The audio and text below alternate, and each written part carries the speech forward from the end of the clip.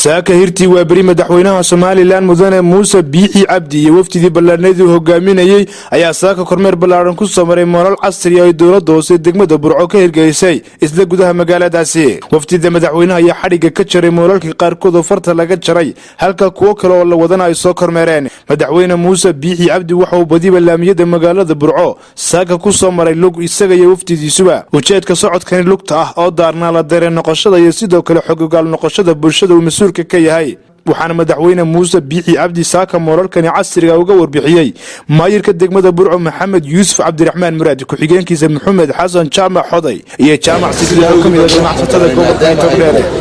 hareeraha dadka xigeen sandaqado yar oo lagu ganacsado inaan suuq ganacsado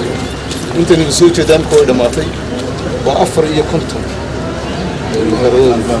ayay noqday ka afarta dhinac buu jeedaan kale كونه والبوجة لاسي هدي دبعت الدعوة كلا سمير بالله بصبر اسمع عصري ولي وصابه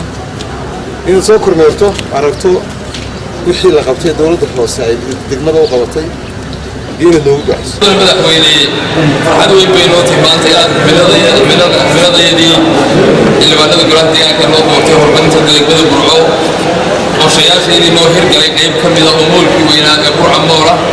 إلى مانت حرق النوع جريس. المدحويني مال كانوا مال كلام عم برع مال وحكومه بيجر عسكرنا برعاك وعشرة يتوان في الناد وحكومه بيها عفري صدم جري تدبية توان بعصية تدبية توان سريع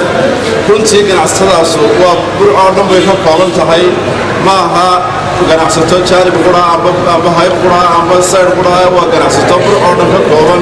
wuxuu moolkan ka turjumayaa midnimada Burco iyo horumarka iyo iskaashiga.